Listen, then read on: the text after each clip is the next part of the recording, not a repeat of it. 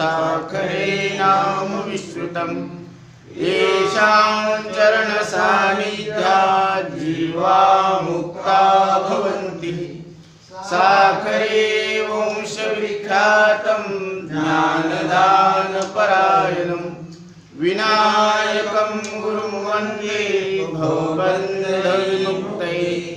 ज्ञानप्रतापविलसद्वचनामृतं च अद्वैतभावपटुता हितबुद्धिरस्य ज्ञानेश्वरस्तु भगवान् अवतीर्णैव श्रीरंगनाथ गुरुराज नमोस्तु तुभ्यं। ध्यानाच्या अभ्यासाचा प्रकार पंचीकरण या ग्रंथामध्ये 35 क्रमांकाची चौपाई चालू आहे। प्रथम वृत्ती त्याग करी बीजी उठावान दैये वचमाम निर्विकल्प दशानो अभ्यास करता रहिये। तर ही 35 क्रमांकाची ही चौपाई आहे। तर प्रथम वृत्ती म्हणजे आपण देह आहोत व करता भोगता आहोत, सुखी आहोत, दुःखी आहोत असे मानण्याची जी वृत्ती, तर तिचा किंवा शब्द स्पर्श रूप रसादी विषयांचे स्मरण करणारी जी वृत्ती, तिचा त्याग करी म्हणजे त्याग करून देहादिकांच्या ठिकाणी अहंता ममता म्हणजे मी माझेपणा अथवा शब्दादी विषयांचे म्हणजे शब्द स्पर्श रूप रस आणि हे गंध 5 विषयांचे स्मरण करणारी जी दुसरी वृत्ती, तिला उठवान दैये म्हणजे उत्पन्न होऊ देऊ नये आणि वचमाम म्हणजे मधल्या अवकाशामध्ये।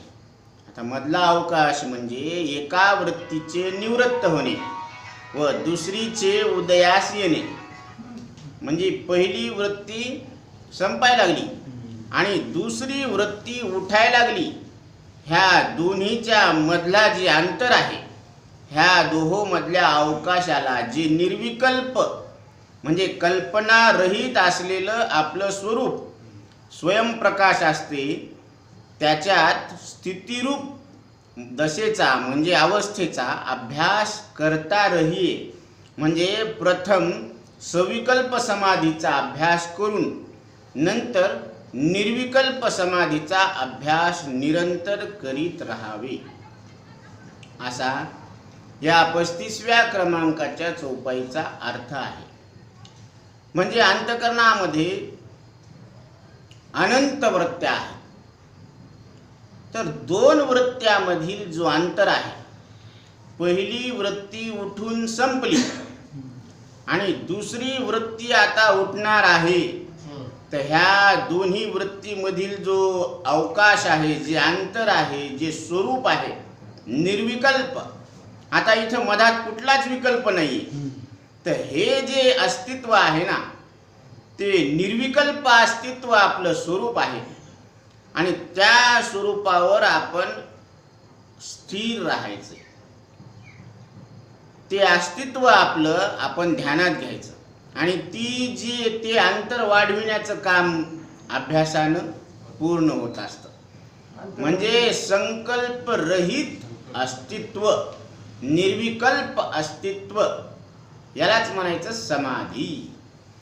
आता सविकल्प समाधीचा प्रकार, समाधी आहे पण त्याच्यात 2 भाग आहेत। तर सविकल्प व निर्विकल्प समाधीत फरक काय, अशी शिष्यानं इथं शंका केलेली आहे। तर याचं सद्गुरू उत्तर देतात की समाधीचे 2 प्रकार आहेत, एक सविकल्प समाधी आणि दुसरी निर्विकल्प समाधी। तर सविकल्प समाधीमध्ये 2 भाग आहेत, एक दृश्यानुविद्ध समाधी आणि दुसरं शब्दानुविद्ध समाधी। तर शिष्यानं परत शंका केलेली आहे की दृश्यानुविद्ध समाधी म्हणजे काय। सद्गुरू सांगतात की काम म्हणजे इच्छा, संकल्प, चिकित्सा म्हणजे तर्क, एखाद्या गोष्टीबद्दल आपण चिकित्सा करतो ना, तर्क, अश्रद्धा म्हणजे एखाद्या गोष्टीवर विश्वास न बसणं, ह्याला अश्रद्धा. धैर्य म्हणजे त्याच्या अंगामध्ये सहनशक्ती आहे. अधैर्य म्हणजे त्याच्या अंगात आता सहनशक्ती नाहीये, ही अंतःकरण वृत्ती आहे. लाज वाटणं ही सुद्धा काय आहे? वृत्ती आहे. भीती वाटणं ही सुद्धा वृत्तीच आहे. ह्या सगळ्या अंतःकरणाच्या वृत्त्या आहेत. व दुसऱ्या कितीक सात्विकादी वृत्ती अंतःकरणात उत्पन्न होतात. लोभ, मोह, मद, मत्सर, क्षमा, दया, शांती, आर्जव, आळस, निद्रा, तंद्रा, ह्या सगळ्या काय आहेत? वृत्त्या आहेत. स्फूर्ती आणि विवेक ह्या सगळ्या वृत्त्या आहेत. आणि ह्या सगळ्या वृत्त्या दृश्य आहेत, म्हणजे ह्या जाणण्यात येणाऱ्या आहेत. आणि या वृत्तीचे आपण द्रष्टा आहोत. व त्या सर्व वृत्तींचा द्रष्टा आपण साक्षी चैतन्य रूप आहोत. आपण कसे आहोत? साक्षी आहोत, चैतन्य रूप आहोत. कारण कुठल्याही पदार्थाचं एक रूप आहे. अग्नीचं रूप आहे, ते उष्ण रूप आहे. मिरचीचं एक रूप आहे, ते तिखट रूप आहे.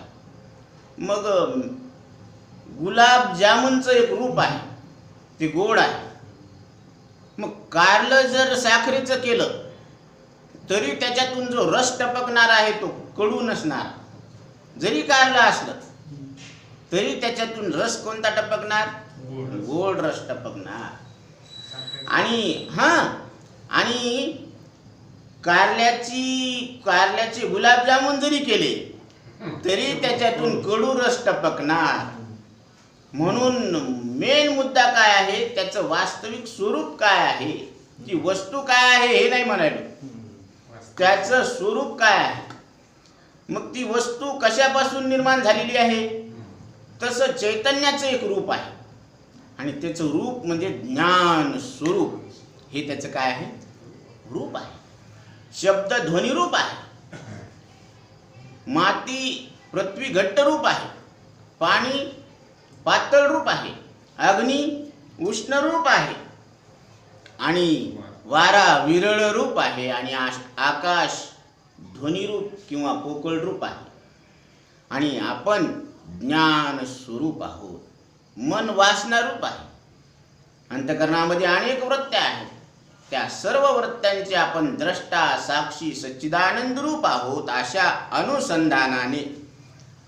अनुसंधानाने म्हणजे त्याच्यावरच आपण स्थिर राहायचं, या बोधावर. जो सदा आत्म्याचा अनुभव घेणे त्यास दृश्यानुविद सविकल्प समाधी म्हणतात. म्हणजे आपण या सगळ्या वृत्तीचे द्रष्टे, सच्चिदानंद रूप, चैतन्य रूप परमात्मा आहोत, असं त्या अनुभवावर आपण स्थिर राहायचं. आणि तोच अनुभव लक्षात घ्यायचा. याला काय म्हणायचं? दृश्यानुविद सविकल्प समाधी. दृश्यानुविद सविकल्प समाधी, समाधीच आहे. पण ह्याच्यामध्ये आता विकल्प आहेत ना. वृत्ती उठायला लागली ना की मी सच्चिदानंद रूप परमात्मा आहे म्हणून सविकल्प समाधी. दृश्यानुविद सविकल्प म्हणजे विकल्पासहित समाधी. आता समाधी शब्दाचा अर्थ ध्यानात घ्या. समाधी कशाला म्हणायचं? समाधी हरीची समसुखे विन न साधेल जाण द्वैत बुद्धी. द्वैत बुद्धीमध्ये हरीची समाधी लागणं शक्यच नाही. द्वैत अनुभवाला यायला लागलं, पण ते द्वैत विवेकानं मिथ्या ठरवायचं, म्हणजे खोटं ठरवायचं. दोन दिसत असताना एक आहे असा निश्चय करायचा. पती पत्नी दिसायला दोन आहेत आणि असायला किती आहेत? तर हे म्हणायचं की भेदात अभेद पाहणं. बहीण भाऊ दिसायला जवळ बसले, ते एकच दिसायले, पण तिथं भेद आहे. ते दिसायला अभेद दिसायला, पण असायला काय आहे? भेद आहे. मग हे कसं काय केलं तुम्ही? तुम्हाला दिसायला अभेद आणि तुम्ही निश्चय करायला लागलेत भेदाचा. आणि इकडं पती पत्नी मध्ये दिसायला लागला भेद आणि तुम्ही तिथं निश्चय अभेदाचा करायला लागला. मग हे तुम्हीच करायलेत ना. मग तुम्ही कसं काय करायला लागले? त्याच न्यायानं शरीरामध्ये जो भेद दिसायला लागला ना, तो शरीरातला भेद जर आपल्याला बाधित करायचा तर त्याला एक हाडामासाकडं तुम्हाला जावं लागेल. म्हणजे हाडमास जर लक्षात घेतले तर हे सगळे भेद उडाले. मग काळ आहे का गोर आहे, उंच आहे का ठेंगणे आहे का हाडमासच आहे. मग हाडामासाच्या दृष्टीनं हे सगळे भेद उडाले. आणि जर प्राणाच्या दृष्टीनं पाहिलं तर सगळेच भेद उडाले. आता पशु आहे का पक्षी आहे का मनुष्य. आता प्राण ध्यानात घेतल्यावर भेद कुठं राहिला. सगळ्या विश्वामध्ये निग्रो जरी असले तरी ते कशाने श्वास घेतात. अमेरिकेत निग्रो लोक राहतात म्हणजे काळ्या वर्णाचे, ते कशाने श्वास घेतात. आणि चीनी लोक कशाने श्वास घेतात, नाकानच घेतात. बरं, प्रभू रामचंद्रांनी अवतार घेतला तर श्वास कशाने घेत होते, अवतार बी. काय गंमत आहे राव. म्हणजे इथं भेदत नाही ना. मग श्वासाच्या दृष्टीनं पाहिलं तर अवतार आहे का साधारण मनुष्य आहे का पशु आहे का प्राणी आहे. प्राणी शब्दाचा अर्थच असा आहे की जे प्राणावर चालायला लागले, जे प्राणावर आधारित आहे त्याचं नाव काय आहे. मग मनुष्य प्राणी, मग भेद उडाला ना सगळा. हा, आता वासना जर आपण लक्षात घेतली, संस्कार, तर सगळ्या अंतकरणातला भेद उडाला का नाही. का सगळ्याच्या अंतकरणात झाकून पाहायचं इथं काय असेल तिथं काय असेल. आता सगळ्याच्या घरचे उकंडे चापत बसायचे का, कारण उकंडात काय निघणार आहे, कचराच निघणार आहे ना. त्याला तुम्ही किती जेसीबी आणा का खोऱ्यानं काढा, त्याचा सगळा कचरा निघणार आहे. तसं मन म्हणजे काय आहे, संस्काराचा गठ्ठा.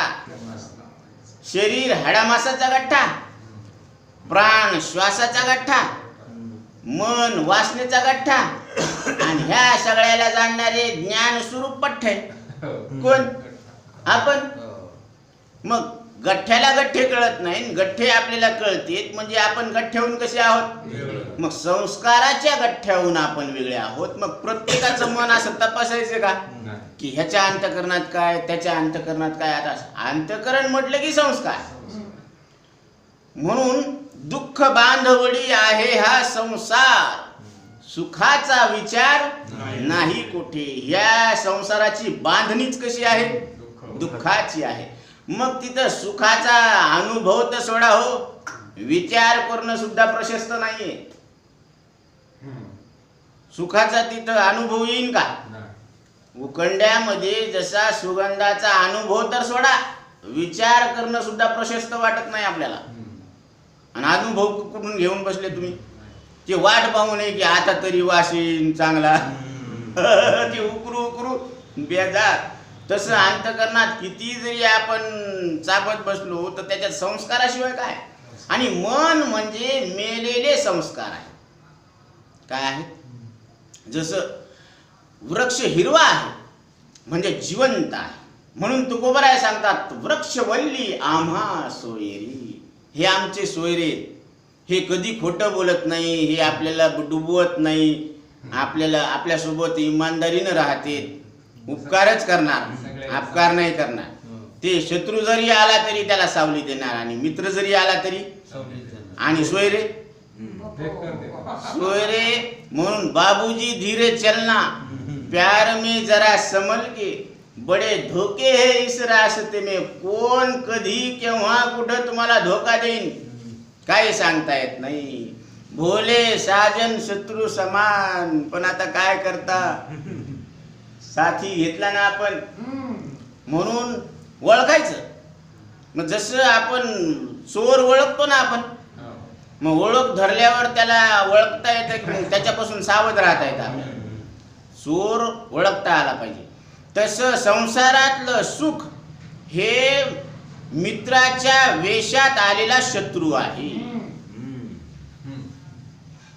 मित्राच्या वेशात दुःख तर उघड दुःख आहे, ते तर सांगायला लागलं की मी दुःख आहे बाबा. पण संसारातलं सुख हे मित्राच्या वेशात आलेला शत्रू आहे. कारण सुख नष्ट झाल्यावर अति भयानक दुःख होतंय ते. हे दुःख तर आपण सहज स्वीकार करतो, पण हे त्याच्यापेक्षा जास्त दुःख आहे. मुलं नसलेले दुःखी आहेत, पण ज्यांना होऊन मेले ते जास्त दुःखी आहे.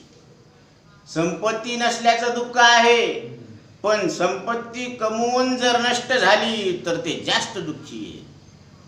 म्हणून विषय मिळवताना दुःख, मिळाल्यानंतर ते सांभाळण्याचं दुःख, आणि ते सांभाळून ते नष्ट झाले तर त्याचं एक दुःख. मग सगळंच दुःख आहे ना. मग विषय कसे आहेत? दुःखरूप आहेत, अनित्य आहेत, जड आहेत, अनात्म प्रत्यक्ष आहेत. आणि त्या विषयाला इंद्रियाद्वारे अंतःकरणात जाणणारे आपण नित्य शुद्ध सुखरूप आत्मा पारमार्थिक प्रत्यक्ष ब्रह्म आहोत. ही आपली वास्तविक ओळख आहे. म्हणून ओळखीला हरी धन्य तो संसारी. संसारात धन्य कोण आहे?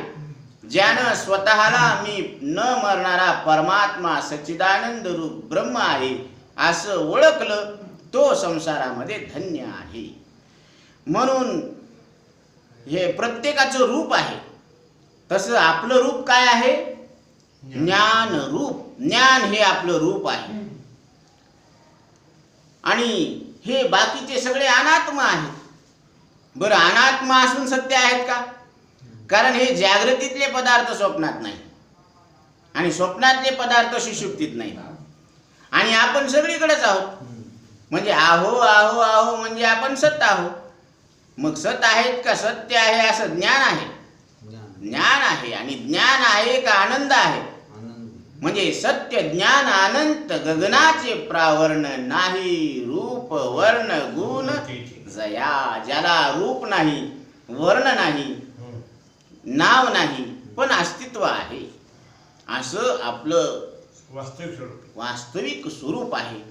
म्हणून शब्दानुविद सविकल्प समाधी म्हणजे काय? शब्दानुविद सविकल्प समाधी. तर याचं उत्तर सद्गुरू देतात की ज्याप्रमाणे तूप, तेल, चंदनाचे गंध, तूप असतं, तेल असतं, किंवा चंदनाचा आपण उगाळून गंध लावतो ना ते, किंवा चिखल इत्यादी कामध्ये आकाश भरलेले असते. ह्याच्यात आकाश भरलेलं आहे ना, पण ते त्याच्याशी लेपायमान होत नाही. चंदनानं आकाश सुवासिक होत नाही, तुपानं चोपडं होत नाही, तेलानं तेलकट होत नाही, आणि चिखलानं मळत नाही. आकाश आकाश महाकाश आहे, निर्लेप आहे, असंग आहे. म्हणून ते कसं आहे? शुद्ध आहे. तर म्हणजे त्यास चिकटून राहत नाही. आकाशाला तेल चिटकत नाही, तूप चिटकत नाही, चिखल चिटकत नाही, चंदनाचा लेप चिटकत नाही, काहीच चिटकत नाही त्याला. न करी रे संग राहे रे निश्चळ लागो निधी मळ ममतेचा. अशाप्रमाणे त्याचप्रमाणे आपण असंग आहोत. आकाशासारखे आपण कसे आहोत? असंग आहोत. असंग शस्त्रेण दृढेन चित्वा ततः पदं तत् परिमार्गितव्यम यस्मिन् गतान निवर्तन्ति भूयः तमेव चाद्यं पुरुषं प्रपद्ये. म्हणून भगवान सांगतात की हा आत्मा असंग आहे. कारण शरीराला जाणून शरीराच्या मृत्यूचा रंग याला चिटकत नाही. म्हणून कसा आहे? असंग आहे. या उपाधीमध्ये प्रगट आहे, पण या उपाधीच्या विकारित्वाचा रंग ह्याला चढत नाही.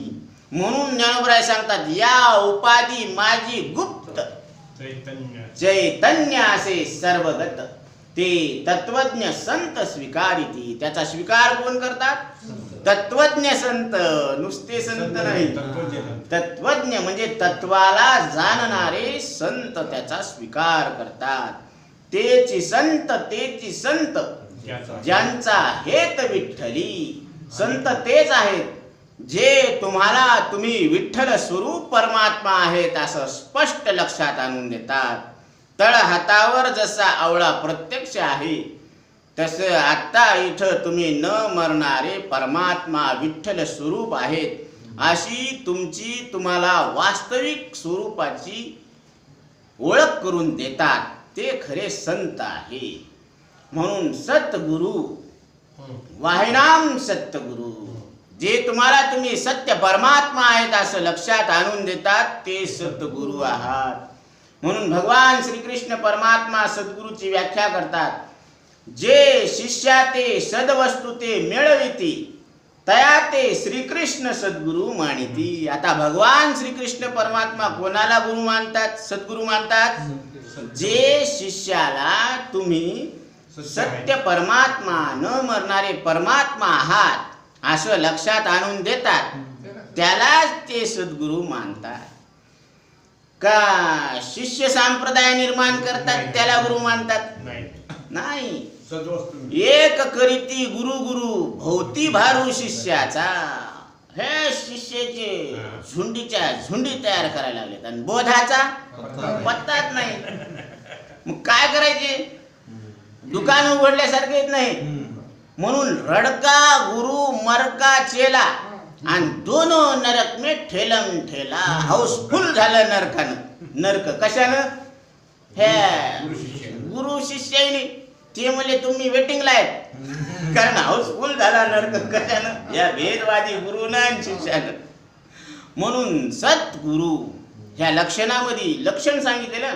जसं लक्षण आहे मिरचीचं, जो तिखट आहे ना त्यालाच मिरची म्हणायचं, तसं सद्गुरु कशाला म्हणायचं? जे आत्ता इथं तुम्हाला तुम्ही न मरणारे परमात्मा आहेत असं स्पष्ट लक्षात आणून देतात. संशय विपर्यास रहित दृढ अपरोक्ष, त्यालाच सद्गुरु म्हणायचं. हे लक्षण आहे त्याच्यात. उघडे परब्रह्म सद्गुरूची मूर्ती. हे चालते बोलते ब्रह्म आहेत सद्गुरु म्हणजे. म्हणून इथं सांगतात की इंद्रिये, अंतकरण इत्यादिकात आपण देहामध्ये, इंद्रियामध्ये, अंतकरणामध्ये आपण आहोत, पण आपण असंग आहोत. या उपाधीत प्रगट आहोत, पण या उपाधीचे रंग आपल्याला चढत नाही. प्राण क्रियावान आहे, पण क्रियेला जाणून आपण वेगळेच आहोत, निष्क्रिय. आकारवान शरीराला जाणून आपण आकाराहून वेगळे आहोत, म्हणजे निराकार आहोत. आणि विचारवान मनाला जाणून आपण वेगळे आहोत, म्हणजे निर्विचार चैतन्य आहोत. मग एक निराकार चैतन्य, एक निष्क्रिय चैतन्य आणि एक निर्विचार चैतन्य, म्हणजे चैतन्य किती झाले? पण म्हणजे नाव 3 आले, पण वस्तू एक आहे. आकारामुळे निराकार नाव आलं, क्रियेमुळे निष्क्रिय नाव आलं, आणि विचारवान मनामुळं निर्विचार चैतन्य हे नाव आलं, पण वस्तू तर. आता ह्या तिन्ही वस्तू खोट्या ठरल्या. कोणत्या? देह, प्राण आणि मन. हे खोटं ठरलं, म्हणून त्याच्या सापेक्ष आपल्या ठिकाणी आलेले नाव ते सुद्धा खोटे ठरले. म्हणून द्रश्याची वेळे दृश्य द्रष्टत्वा वेगळे, वस्तू मात्र निहाळे आपणापाशी. सांग देवा, ज्यावेळेस तुम्ही दृश्याला जाणता, दृश्याला जाणत असताना दृश्य द्रष्टत्वा वेगळे, कारण दृश्य जर खोटं ठरलं तर तत्सापेक्ष आपल्या ठिकाणी द्रष्टेपणाचा जो व्यवहार झाला ना तो सुद्धा खोटा ठरला. आणि मग खाली जे उरलं ना, वस्तू मात्र निहाळे आपणापाशी, त्याला तुम्ही दृश्य आणि द्रष्टत्वा पासून वेगळं आहे असं जाणा. दृश्य द्रष्टत्वाच्या व्यवहारा वाचून जाणा. जसं पत्नी मेल्यानंतर त्याला पती म्हणून पाहू नका, आता त्याला पुरुष म्हणून पहा. या दृष्टीनं तुम्ही त्याच्याशी व्यवहार करा. बरोबर आहे ना? मग तसं इथं तेच आहे. तिकडं जसं आहे ना, इकडं सुद्धा तसंच आहे. फक्त दृष्टी बदलायची, आपला दृष्टिकोन. म्हणून नजर फैली तो नजारे बदल जाते है. नजर फैली तो नजारे बदल जाते हैं. किश्ती ने रुख बदल दिया तो किनारे बदल जाते हैं. म्हणून याला दृष्टी सृष्टीवाद म्हणतात. जशी दृष्टी असेल तशी सृष्टी होती. आता भगवंतानं धर्मराजाला सांगितलं की जा आपल्या राजवाड्यामध्ये कशी जनता कशी आहे त्याचे हाल सांगा, पाहून या, निरीक्षण करा. आणि दुर्योधनाला सांगितलं की तुम्ही सुद्धा जा, युवराज आहेत तुम्ही, मग तुम्ही जा आणि जनतेचे काय आहेत ते तुम्ही पहा, काय हाल आहेत ते, जनता सुखी आहे का कशी. ते थोड्या वेळानंतर आले. धर्मराज म्हणते देवा सगळे लोक चांगले आहेत, सुखी आहेत, गुण्या गोविंदानं नांदायला लागले, काही त्रास नाही, सगळे मस्त आहेत, सात्विक माणसं. दुर्योधन आला जेव्हा ते म्हणे देवा काय लोक येते सगळे लाड्या लबाड्या खोटं बोलणं पाप हे सगळं भरलेलं आहे. आता हे स्वतःच पापी होता. दुर्योधन याचं नावच दुर्योधन, हे दुष्ट प्रवृत्तीचा होता. मग याला सगळे कसे दिसणार? ते आपुल्या प्रतीती जगाची मुक्त, ही संतांची दृष्टी आहे. संतांना वाटतं की आपण मुक्त आहोत ना, सगळेच मुक्त आहेत. इथं बद्ध कोण आहे? कारण जर जगत आपल्याहून वेगळं नाही तर जगातल्या वस्तू आपल्याहून वेगळ्या आहेत का? म्हणजे त्यांना वाटतं की हे जग अध्यस्त आहे आणि अध्यस्त पदार्थ अधिष्ठान रूप परमात्मा असतो. मग तिथं त्यांच्या ठिकाणी भेदत नाही ना, सगळी अभेद दृष्टी आहे. म्हणून हे समस्त ही श्री वासुदेव ऐसा प्रतीती रसाचा ओतला भाव भक्ता माझी राव ज्ञानिया तोच. तो भक्तामध्ये राजा आहे आणि ज्ञानी सुद्धा तोच आहे. कोण? ज्याला हे समस्त ही श्री वासुदेव, हे म्हणजे हे जड रूपानं, देव रूपानं, जीव रूपानं, संत रूपानं जे जे म्हणून अनुभवाला यायला लागलं ते सगळं वासुदेव स्वरूप परमात्मा आहे असं त्याला वाटायला लागलं. त्याला असा त्याच्या अंतकरणामध्ये प्रतीती रसाचा ओतला भाव, म्हणजे असा भाव ओतल्या गेला त्याच्या अंतकरणात. त्याला दुसरं काहीच वाटणं. शत्रू जरी आला तरी देव वाटायला लागला, मित्र जरी आला तरी देव वाटायला लागला, एखादा पशु जरी समोर आला तरी त्याला.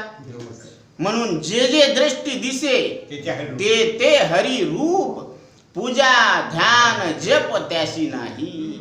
त्याला पूजा ध्यान जप करायची गरज, पण कंडिशन आहे त्याला अनुभवाला, इंद्रियाद्वारे अनुभवाला येणारे विषय आणि इंद्रिया वाचून अंतकरणामध्ये आठवणीमध्ये येणारे विषय हे सगळे काय वाटायला पाहिजे? हरी वाटायला पाहिजे. तर मग त्याला पूजा ध्यान जप करायची गरज नाही. ही कंडिशन आहे. म्हणून हे समस्त ही श्री वासुदेव, हे सगळंच काय आहे? वासुदेव स्वरूप परमात्मा आहे. आणि हीच खरी भक्ती आहे. आणि अशी भक्ती जो करतो तो ज्ञानी सुद्धा आहे आणि भक्तामध्ये राजा आहे. तर इथं सांगतात की पण त्यांचा संग आपल्याला होत नाही. तसेच आपण सच्चिदानंद रूप आहोत, म्हणजे जागृती स्वप्न सुषुप्तीत आहोत म्हणून सत आहोत. आपण जागृतीमध्ये आहोत, स्वप्नामध्ये आहोत, झोपेत आहोत म्हणजे आपण सत्य आहोत. आणि जागृत आदी म्हणजे जागृती तीन अवस्थास आपण जाणतो. जागृतीलाही जाणतो, स्वप्नालाही जाणतो आणि झोपेला सुद्धा आपणच जाणतो, म्हणजे चित स्वरूप आहोत. आणि आपण परम प्रेमास्पद, आस्पद म्हणजे स्थान आहोत म्हणून आनंद आहोत. आपण स्वतः स्वभावतः प्रकाशक रूप आहोत. आपण स्वतः प्रकाशक रूप आहोत. आपण स्वतःला जाणतो आणि इतरांना सुद्धा आपणच जाणतो म्हणून आपण कसे आहोत? प्रकाशक रूप आहोत. आपण दुसऱ्यास प्रकाशित करतो व आपणास कुणी प्रकाशित करत नाही. आपण प्रकाश रूप आहोत. आपण स्वयंप्रकाश आहोत. जसं हा प्रकाश सूर्य उगवल्यावर दुसऱ्या वस्तू तो स्वतः दिसतो आणि बाकीच्यांना सुद्धा दाखवतो, पण तो प्रकाश जड आहे. आणि आपण स्वतःला जाणतो आणि दुसऱ्या वस्तूला सुद्धा आपणच जाणतो म्हणजे आपण कसे आहोत? स्वयंप्रकाश आहोत. आपल्याला जाणण्यासाठी दुसऱ्याची आवश्यकता नाही आणि आपलं अस्तित्व हे दुसऱ्यावर अवलंबून नाही. आपण कसे आहोत? स्वतंत्र आहोत. आपलं अस्तित्व स्वतंत्र आहे, अनपेक्षित आहे, कोणाच्या सापेक्ष नाहीत. आपण जसं पत्नीच्या सापेक्ष पती आणि पतीच्या सापेक्ष पत्नी, मुलाच्या सापेक्ष बाप आणि बापाच्या सापेक्ष मुलगा, मग तसं आपण कोणाच्या सापेक्ष आहोत? आपण मायेच्या सापेक्ष आहोत का अज्ञानाच्या सापेक्ष, का पाप पुण्याच्या, का सुखदुःखाच्या, का आकाराच्या? कारण हे सगळे खोटे आहेत. आणि हे खोटे आहेत म्हणल्यावर खोट्याबद्दल तुम्ही कसे आहात? बिनधास्त. तुम्ही आरशामध्ये प्रतिबिंब पाहून समाधिस्त आहेत. आरशात तुम्ही ज्यावेळेस गंध लावता ते पाहत असताना तुमच्या मनात भीती वाटत नाही, लाज वाटत नाही, बरं का, लोभ निर्माण होत नाही, तिथं प्रेम निर्माण होत नाही की किती चांगला दिसायला. पटापट मुके घेतात का तुम्ही आरशामध्ये? नाही ना. बरं, तुम्हाला क्रोध आल्यावर आरसा फोडून टाकतात का? म्हणजे तुम्ही प्रतिबिंबाला पाहून तुमच्या अंतकरणात हे राग द्वेषादी कुठलेच भाव उत्पन्न होत नाही. म्हणजे तुमचं अंतकरण त्याच्या बाबतीत कसं आहे, समाधिस्थ आहात तुम्ही. प्रतिबिंबाला पाहून तुम्ही समाधिस्थ आहात म्हणजे तुमचं अंतकरण बिनधास्त आहे, तिथं कुठलाच विकल्प उठत नाही. मग हे जसं आहे ना, तसं जागृतीला पाहिल्यावर तुमच्या अंतकरणामध्ये असे विकल्प उठायला पाहिजेत नाही. उठू नये असे विकल्प. तुम्हाला भीती वाटू नये, तुम्हाला मोह वाटू नये, तुम्हाला लाज वाटू नये, तुम्हाला लोभ होऊ नये. आणि असं जर होत नसल तर समजावं की आपल्याला समाधी नाही. कारण आपल्याला द्वैत प्रतीती यायली आणि द्वैत प्रतीती सत्य वाटायली. आणि द्वैत प्रतीती सत्य वाटली की तिथं हरीची समाधी लागत नसते. आणि जर तुम्हाला जागृतीमध्येच ह्या सगळ्या वस्तू पाहून आपल्या अंतकरणामध्ये कुठलाच विकल्प जर उठत नसल तर समजायचं की द्वैत प्रतीती आहे, पण द्वैत प्रतीती मिथ्या ठरलेली आहे. म्हणून हरीची समाधी आपोआप आहे, समाधी लावायची गरज नाही. अर्जुना देऊनी समाधी सवेची घातला महा